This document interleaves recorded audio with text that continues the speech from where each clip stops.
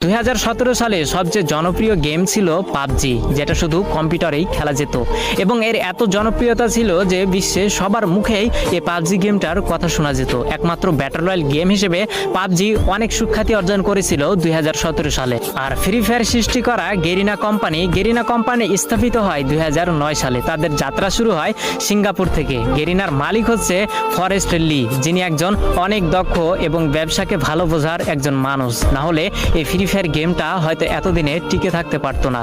তো 2009 সাল থেকে গেরিনার যাত্রা শুরু হলেও তারা কোনোভাবে কোনো গেমে সাকসেস পেল না, সবকিছুতেই তারা ফেল হয়ে গেল। একের পর এক ভিডিও গেম রিলিজ করেও মানুষের মন জয় করতে পারছিল না। তো 2014, 15, 16 সালে গেরিনা বেশ কয়েকটি গেম মানুষের সামনে উপস্থাপন করে, কিন্তু এত পরিমাণ ভালোবাসা এবং এত পরিমাণ জনপ্রিয়তা পায়নি গেরিনা কোম্পানি ওই অন্য গেমগুলোতে। কিন্তু সবকিছুতেই একটা টার্নিং পয়েন্ট থাকে, যেটা 2017 সালে গেরিনা কোম্পানিকে তাদের মোড় ঘুরিয়ে দিয়েছিল। যেহেতু 2017 সালে শুধু পাবজি গেমটাই ব্যাটল রয়্যাল গেম ছিল এবং মানুষের মাঝে উৎপত্তি হয়েছিল একটা বিশেষ গেম হিসেবে, সেহেতু গেরিনা কোম্পানির মালিক ফরেস্ট লি ভাবলো কেননা মোবাইলের জন্য একটা ভালো গেম উপস্থাপন করা যাক বা মানুষের সামনে ছড়িয়ে ফেলা যাক, যার হাত ধরে কয়েকজন টিম নিয়ে এই গেমটাকে তৈরি করার কাজ শুরু করা হলো।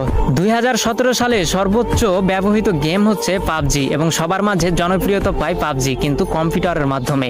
ফোনের মাধ্যমে এই পাবজি গেম এতটা জনপ্রিয়তা পায়নি। সেই সুযোগটাকে কাজে লাগিয়েছে গেরিনার কোম্পানির মালিক ফরেস্ট লি তৎক্ষণাৎ ভেবে উঠলো যে মোবাইলের জন্য একটা গেম তৈরি করা যাক, যে গেমটি অনেক কম দামি ফোনেও যেন সাপোর্ট খায়। তো যার জন্য কয়েকটি টিম গঠন করে গেরিনার কোম্পানি ফরেস্ট লি কাজ করা শুরু করলো। 2017 সালের প্রথম দিকে এই ফ্রি ফায়ারটাকে তৈরি করা শুরু করলেও 23 আগস্ট 2017 সালে এই গেমটাকে পুরো বিশ্বে ছড়িয়ে দেয় গেরিনা কোম্পানির মালিক ফরেস্ট লি, যেটি একটি সিঙ্গাপুর কোম্পানি এবং সিঙ্গাপুর থেকে এর হেডকোয়ার্টার এবং পুরো গেমটাকেই পরিচালনা করা হয়। তো 2017 সালে যখন সাধারণ মানুষ সাধারণ ফোনে এই গেমটাকে খেলতে পারতো, তখন পাবজির জনপ্রিয়তা ধীরে ধীরে কমতে শুরু করলো এবং যেহেতু কম দামি ফোনেও ফ্রি ফায়ার গেমটাকে খেলা যেত, যার জন্য সবাই এই ফ্রি ফায়ার গেমে ঢুকে পড়লো। তার দেখা দেখি পাবজিও 1 বছর পরে তাদের মোবাইল ভার্সন বের করলো, কিন্তু অনেকটা দেরি করে ফেলেছিল পাবজি, কারণ সাধারণ মানুষের মনে এই ফ্রি ফায়ারটা অনেকটাই জায়গা করে নিতে পেরেছিল।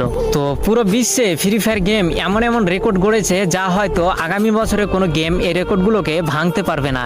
তেমনই দুটি জনপ্রিয় রেকর্ড হচ্ছে 2019 সালে সর্বাধিক প্লে স্টোর থেকে ডাউনলোড করা গেম হচ্ছে ফ্রি ফায়ার গেম, যার জন্য প্লে স্টোর থেকে তাকে অ্যাওয়ার্ড দেওয়া হয়, এবং 2020 সালে দৈনিক 80 মিলিয়ন অ্যাক্টিভ ইউজার এই গেমটি অর্জন করে ধরে রাখতে পেরেছিল, যার জন্য এটি একটি বিশ্ব রেকর্ড হয়েছিল।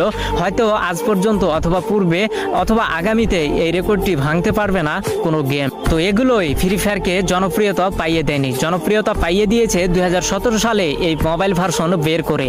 তখন সবার হাতে 512 র্যামের ফোনগুলো অ্যাভেলেবল ছিল এবং এই গেমটা 512 MB র্যামে ভালোই চলতো। আমিও সর্বপ্রথম 512 MB র্যামে এই গেমটাকে খেলেছিলাম। এখন হয়তো এই 512 MB র্যামে এই গেমটাকে খেলা যাবে না, ফাইলের পরিমাণ একটু বেশি হয়ে গেছে। কিন্তু আগে এই জনপ্রিয়তার কারণ হচ্ছে কম দামি ফোনেও এই গেমটাকে ভালো করে মানুষ স্মুথলি খেলতে পারতো, যার জন্য পাবজিকে টপ